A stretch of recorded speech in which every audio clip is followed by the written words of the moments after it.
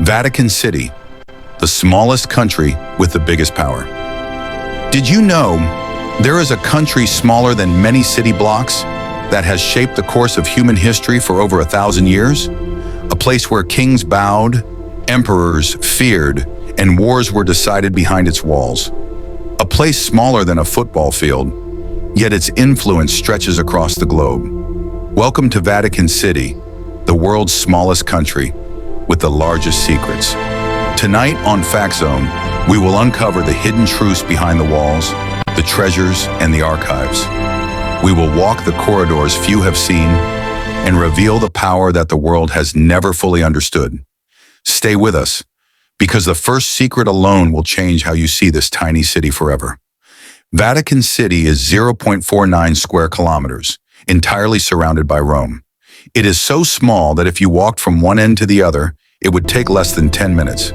Yet this tiny city-state is so rich in influence and power, it controls more than many nations do with armies, borders, or economies. Inside its walls, you will find government offices, courts, police, and security museums, St. Peter's Basilica, the residence of the Pope. It has its own flag, its own currency, its own postal system, and even its own radio and television stations. And all of this is contained within a space smaller than the average university campus. The first shock? Its population. There are only about 800 residents, priests, Swiss guards, Vatican officials, and a few civilians. Yet from this tiny population, decisions are made that affect over 1.3 billion Catholics worldwide. Every document, every decree, every secret meeting ripples across continents, silently shaping politics, economies, and beliefs.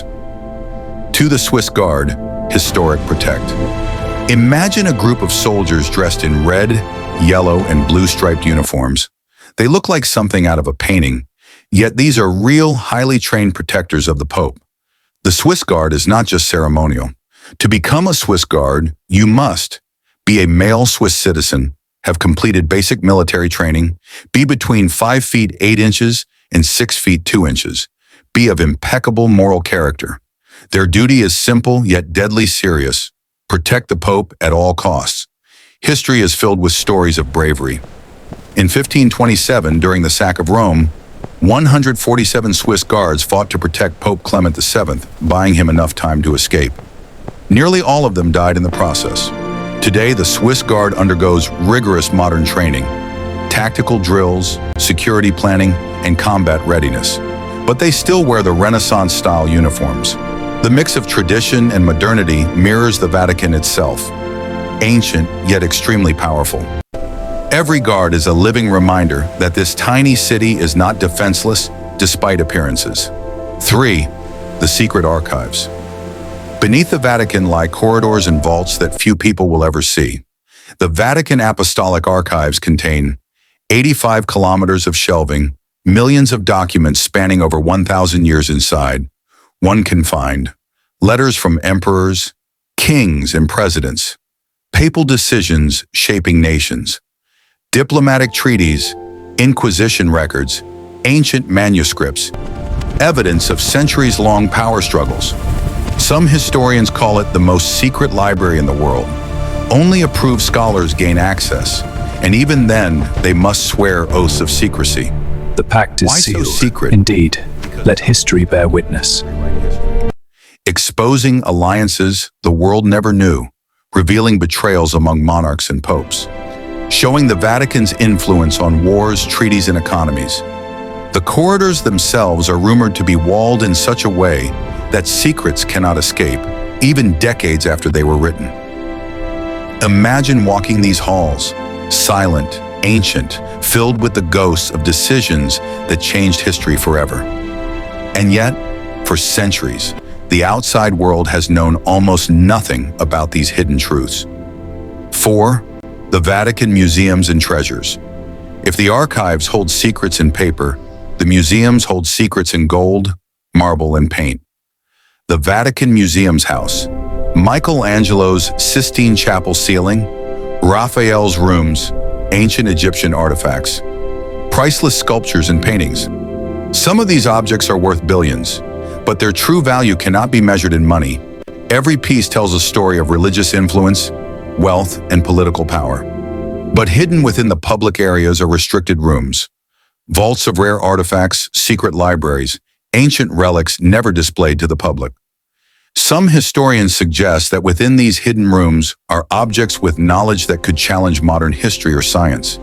Imagine ancient scrolls that survived wars, revolutions, and centuries of secrecy, waiting quietly in the Vatican, unseen by the modern world. And every piece, whether on display or hidden, serves a purpose: to maintain the Vatican's power and influence. 5. Diplomacy and political influence. Though Vatican City has only 800 residents, it has embassies in over 180 countries. It quietly mediates peace negotiations, human rights conflicts, political crises. The Pope may not wield a sword, but his influence can change elections, stop wars, or sway global decisions. Through centuries, the Vatican has acted as both peacemaker, political strategist. Its ability to operate quietly yet effectively is unmatched. Many world leaders treat Vatican envoys with as much respect as a national government.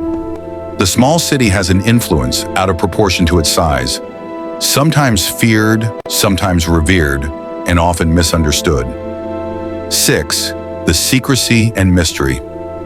Vatican City is a paradox: small yet immensely powerful, ancient yet extremely influential, public yet deeply secretive. Much of what happens inside remains hidden. Financial dealings, decisions on church doctrine, the storage of sensitive documents, the protection of historical knowledge. Even the media is carefully guided in what they can report. It is a city where secrets are layered upon secrets, and the outside world sees only what the Vatican wants it to see. Walking its streets, you may see tourists, priests, and guards. But beneath the surface lies a centuries-long legacy of hidden power. 7. Cinematic closure and cliffhanger. Vatican City may appear serene, its gardens peaceful, its basilicas majestic. But every stone, every archway, every hidden hallway is part of a web of influence that spans centuries. The scale of the archives. The Vatican Apostolic Archives stretch over 85 kilometers of shelving. To visualize this, that's longer than the width of Manhattan, longer than many highways in Europe. Within these corridors lie millions of documents.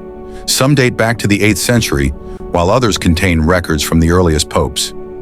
These documents are written in Latin, Greek, Aramaic, other languages almost forgotten. Most are handwritten on vellum and parchment, their ink still intact after centuries. Even a small cabinet may contain letters from kings begging for the Pope's favor, treaties that decided wars, and secret instructions to spies.